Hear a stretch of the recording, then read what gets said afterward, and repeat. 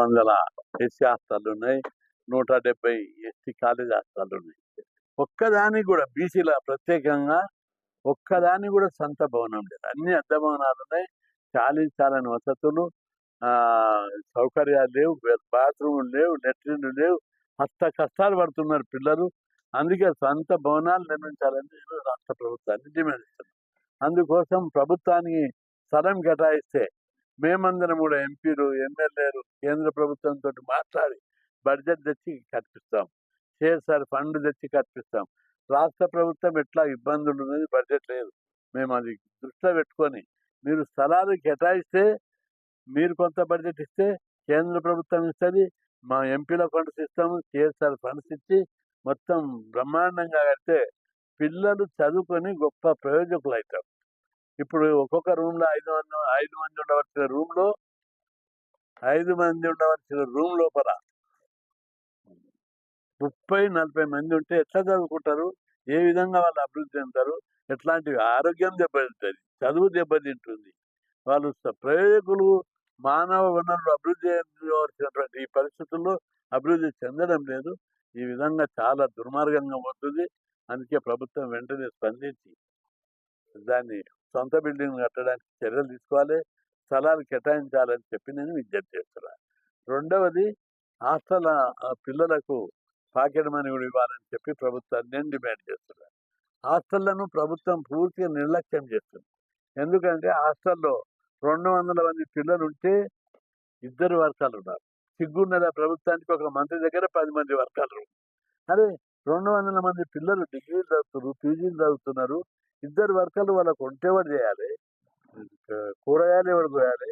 ఎవడు ఊడవాలి? ఎవడు కడగాలి? ఎవడు సాఫ్ చేయాలి? ఎవడు ఊడవాలి? ఏ మాత్రం వర్గాలు సరిపోక హాస్టళ్ళన్నీ అపరిశుభ్రంగా నరక కూపాలుగా తయారైనాయి. అందుకే ప్రభుత్వం వెంటనే స్పందించి మొత్తం హాస్టళ్ళ మీద హై లెవెల్ కమిటీ పెట్టి చర్చ చేసి ప్రతి హాస్టల్కు అవుట్ సోర్సింగ్ వాళ్ళందరూ పారిపోతున్నారు. పర్మనెంట్ ఉద్యోగులను ముగ్గురు నియమించాలి. నియమించి వార్డన్ పోస్టులు కూడా అప్గ్రేడ్ చేయాలి, గ్రేడ్ 1 చేయాలి.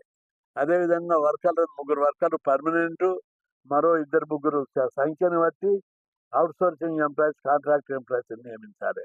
హాస్టల్ అడ్మినిస్ట్రేషన్ లోపల మౌలికమైన మార్పు తీసుకురాకపోతే పిల్లల చదువు, ఆరోగ్యము, వాళ్ళ సమర్థత దెబ్బతింటాయి. వికసించి పైకి రావలసిన సమయం లోపల వాళ్ళ భవిష్యత్తు దెబ్బతింటుంది.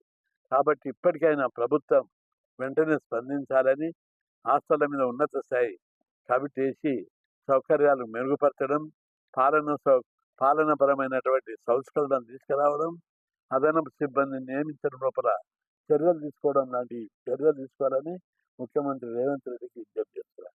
ముఖ్యమంత్రి రేవంత్ రెడ్డి గారు అనేకమైన సంస్కరణలు తీసుకొస్తారు. వైద్య రంగంలో బాగా సంస్కరణలు తెస్తారు. విద్యారంగంలో కూడా సంస్కరణలు తీసుకురావడానికి కొన్ని చర్యలు తీసుకున్నారు. హాస్టళ్ళు ఇవి ఉండేటి, ఎవరు తీసేస్తే పోయేటి కావు. నేను ఎస్సీ, ఎస్టీ, బీసీ హాస్టల్ ఎత్తివేస్తా, తీసేస్తా, పీజీల స్కీమ్ తీసేస్తా, అది ఎవరికి దమ్ము లేదు, సరిపోదు. నిప్పు లాంటిది. గతంలో ప్రభుత్వాలు ట్రై చేసినాయి, చేతికి ఏళ్ళు పెట్టి కాల్చుకున్నారు. ఇప్పుడు కూడా ఎవరు పెట్టినా కాలిపోతుంది. కాబట్టి ఉన్నదాన్ని ఎట్లా మంచిగా చేయాలి అని ఆలోచన చేయాలని చెప్పి నేను ప్రభుత్వానికి సూచిస్తున్నా. ఎందుకంటే తీసేసే దమ్ము లేదు, రద్దు చేసే దమ్ము ఎవరికి చేత కాదు. అది నేను సవాల్ కాదు, సూచన ఇస్తున్నా. అందుకే ప్రభుత్వం ఉన్న ఈ సౌకర్యాలను మెరుగుపరచడానికి వీళ్ళందరూ ఎవరు? భారతీయుడు, భారతమాత బిడ్డలు. వీళ్ళకు మంచి భోజనం పెట్టి మంచి సౌకర్యాలు, వసతి కల్పిస్తే చదువుకొని గొప్ప ప్రయోజకులు అవుతారు, శాస్త్రవేత్తలు అవుతారు, డాక్టర్లు అవుతారు, పరిశోధకులు అవుతారు, రీసెర్చ్ స్కాలర్లు అవుతారు. లేకపోతే వాళ్ళకున్న మేధాశక్తి, ప్రతిభ దెబ్బతిని సమాజంలో పనికిరాకుండా పోతారు, రౌడీలు అవుతారు, యాంటీ సోషల్ ఎలిమెంట్ అవుతారు, గుండాలు అవుతారు, ఎదురు తిరిగి మిమ్మల్ని కాలుస్తారు. కాబట్టి ఆ పద్ధతి వద్దు. అందుకే వీళ్ళను సమాజంలో ఉత్తమ పౌరులుగా తీర్చిదిద్దవలసిన బాధ్యత ప్రభుత్వం మీద ఉన్నదని చెప్పి నేను విజ్ఞప్తి చేస్తున్నా. అందుకే ప్రతి హాస్టల్కు సొంత భవనం కట్టాలి. అరే, అన్నిటికీ ఉన్నాయి, ప్రభుత్వ ఆఫీసులకు అన్నిటికీ సొంత భవనాలు ఉన్నాయి. ఒక హాస్టల్కి ఒక్కటి కూడా లేదా అంటే ఇది ఎంత నిర్లక్ష్యం. 325 కాలేజ్ హాస్టల్ ఉంటే ఒక్కదానికి సొంత భవనం లేదంటే ఏంటి?